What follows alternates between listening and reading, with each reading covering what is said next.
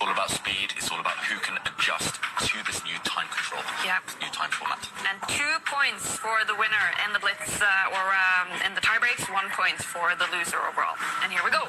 Here we go. It's the King's Pawn opening from Anish, Giri. No more English opening, and it's the Sicilian instead.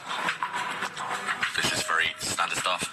This is the opening repertoire that Carlsen was relying upon in the 2018 World Championship against Caruana. So lots of trades early on. Now Black's queen coming out, putting some pressure on White's knight in the middle of the board. Now, okay, White coming up with the temporary piece sacrifice. Magnus raising his eyebrows. The White bishop there is attacked, so if Black's knight was captured, White's light square bishop would have dropped off. Anish Giri, he must have hit Magnus Carlsen with this opening surprise. The world champion is slightly frowning. He's confused. Black is a piece up, but he can't preserve his piece. Black's extra knight in the middle of the board will drop next.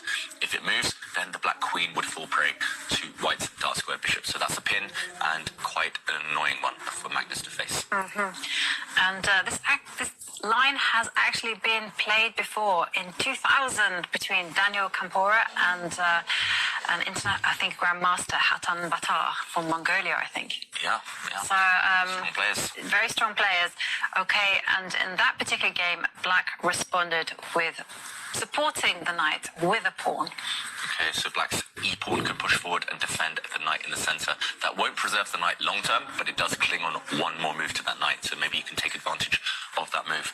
What is Magnus doing with his mouse? He hasn't clicked on any squares, he hasn't clicked on any pieces yet. He's about to give up his queen, is that right?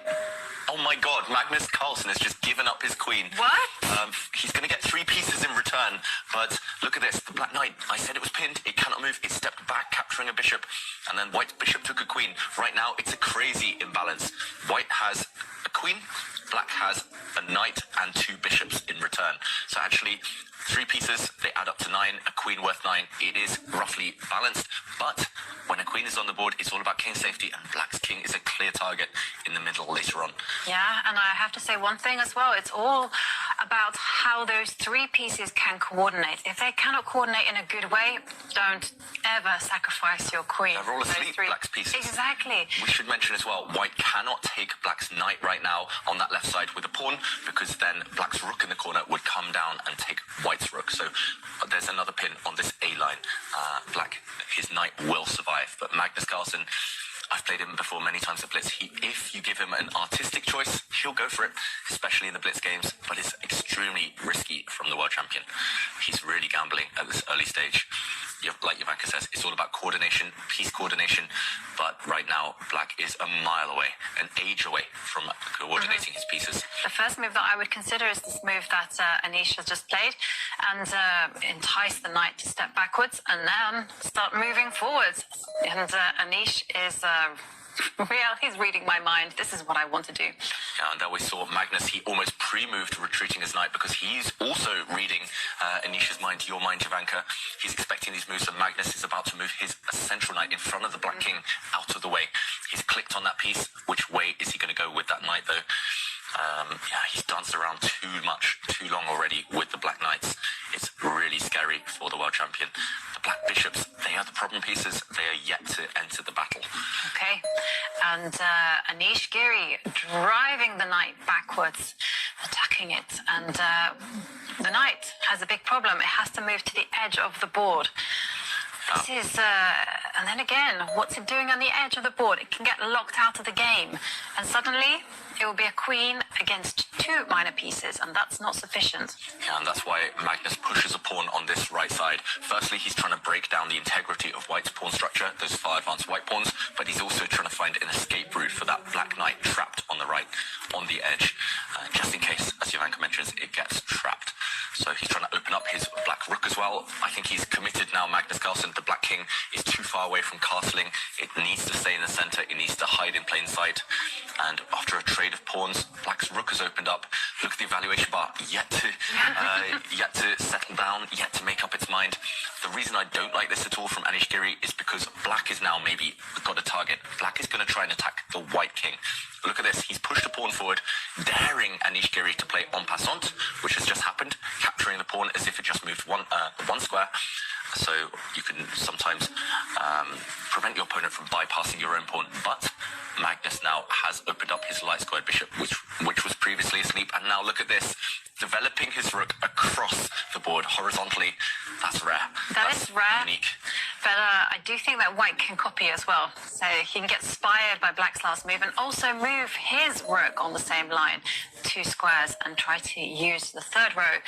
And Anish goes for a different option where he just locks out this black rook. And Magnus, wow, he is playing aggressive chess. He pushes his pawn forward, attacking the knight, driving it backwards, and saying to Anish, hey, every capture that you make is going to suit my pieces. But look at this, Xiangqi, because look at White's pawns right now. He's thrown everything forward. All of White's pawns are on the 4th rank. There's also one on the 6th rank. He's not caring at all about pawns, neither side about pieces of pawns. They're not even counting, I think, anymore who's ahead of material. Right now, that white pawn is attacking black's rook on the edge of the board. That pawn can actually just be taken by a black knight, but then white would gain time attacking the black pieces and forcing the black pieces backwards.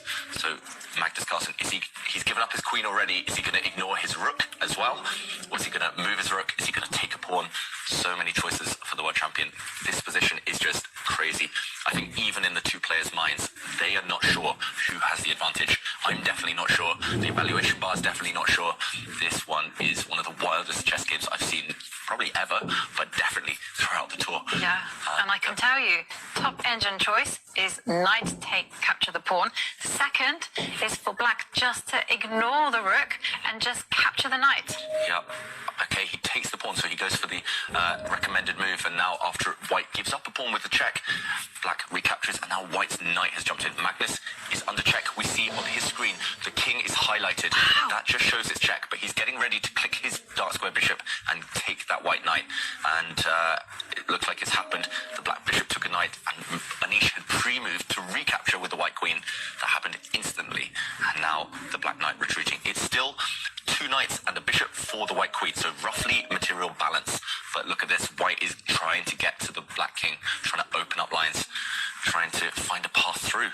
But so far, black's knight, bishop, they're controlling squares. There's no check, and if there's no check, maybe black is safe, and maybe black is okay. And if there's no check and no threat of checkmate or anything, then probably it means that black can go on the offensive as well. So Anish pushing forward a pawn, trying to lock down the lines. Okay. But black's king can start running, or black can even take a pawn on the side of the board with the rook on that left flank. Suddenly, okay, Magnus retreats his knight, just acting as a defensive piece now. I'm slightly surprised because that knight was preventing white's remaining rook from getting to the center. But Magnus, he's confident he's going to survive. Knights are a king's best friend, and there's 2 of them defending the black king. And Magnus is just saying, hey, those 3 pieces will defend the black king, and the rooks, they're going to start targeting those weak pawns on the left and the right. Yeah, those 2 black rooks, they're developing not in the way we normally see in chess. Normally we see the king castle and then the rooks come to the center. Those rooks are developing up and down the board. And actually, I just did a quick count. Black is 1 point up. If we talk about pawns, pieces, black is a pawn up. So after all of that kind of tactical melee, it's looking good for Magnus Carlsen, and Anish, he lifts his rook up the board. What's the plan? Maybe a defensive maneuver. Maybe he wants to bring that rook across and eliminate one of black's rooks. But maybe he also wants to just step his rook to this 1 square and then maybe threaten a sacrifice or something. Anything to get at the black king. Could have done that on the last turn. I think that's true. Not his idea anymore. Xiangqi, I think he's just purely on the defensive, Anish Giri. But Magnus Carlsen, he's going to move one of his rooks. I'm not sure which one, but he's going to move one of his rooks. Oh no, he moves his king. There we go, just looking on the screen. He dragged his king to the side there, away to safety. And now there's danger on the board because the black rook is threatening to attack the queen. And that's why Anish gives a check, which is promptly intercepted by the knight. But look at the black king, safe as the proverbial houses. Yeah, so Anish there, he's about to capture a pawn. He's pausing, he's changing his mind. Look at the thought process from Anish Giri. He's indecisive. He's not sure which direction to go for with that queen. If it can't break through to the black king, then what to do? Is he going to step back and take a pawn? No, he's changed his mind. He's going to bring his rook up the board. Is he going to challenge black's rook at the top there? He is. Will we see a rook trade now? This is how difficult the position is. Even at these top players in Blitz, they're not able to trust their instincts. It's all about calculation. And the rooks are off, and now the queen will capture. No, the queen cannot capture the pawn at all. No, because of course black will also go and capture the pawn that is up for grabs, and suddenly Black's rook is amazing. The knight that is sitting next to the king is an aggressive piece. So the white queen is forced into a defensive role, and the problem as well is that the queen and the rook are forced to defend pawns. And okay, wow, I was about to say Anish Giri, he's banking on the fact that Magnus Carlsen's pieces, the knights and bishop, are tied down defending their king, but Magnus gives up a pawn. He's definitely not materialistic. He gives up a pawn in order to activate the black bishop, and Anish there gesturing, looking frustrated, leaning back. Suddenly the black piece is coming to life. Black's rook and bishop are teaming up against the same pawn. White's rook is a bit stuck. No targets. White's queen. Yeah, that's why a queen is actually worth the same as three pieces. But the problem is there's three of them. And if they coordinate, if they defend each other, just the fact there are more pieces to attack with can be decisive. So, okay, all the pawns disappearing on that left half. What a game. You're right, Kaya. Black's rook is now about to come across, maybe deliver a check. Black can take white's central pawn with his knight. And the three pieces, untouchable. Yeah. The three musketeers. Yeah, Exactly. totally. And the rook is just there. Its sole job on the board is just to gobble up the pawns. So Anish dropping to nearly under a minute left on his clock. Yeah, both players now around the minute mark, and the clock situation is not in either player's favour, but it's definitely Magnus Carlsen's favour on the board. And it's going to be difficult when you're facing a queen. There's always traps, there's always tricks. That's why he steps back. Look at those black pieces. Literally every single piece defends another piece. And okay, Anish Giri, meanwhile, he's got fewer pieces to play with, so he uses the white king. I mean, this game, I'm going to go back and study it for hours, I think.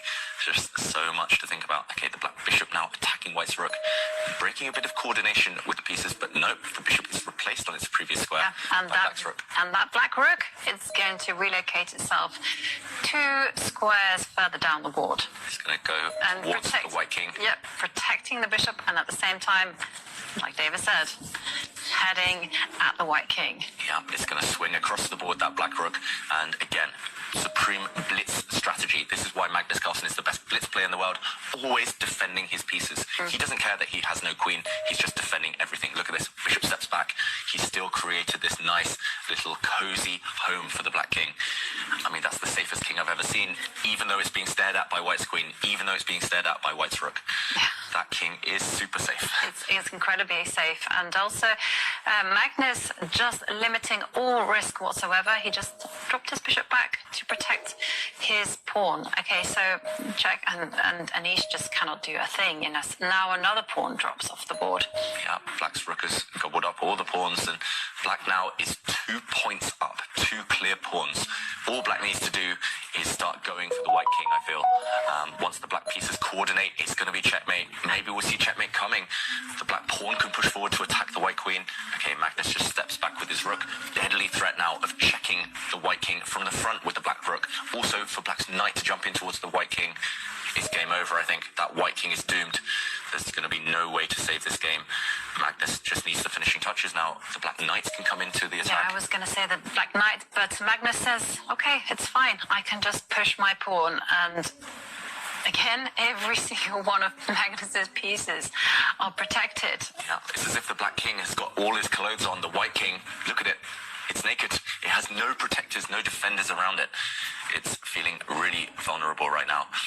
And the white queen has found a safe square, but not for long.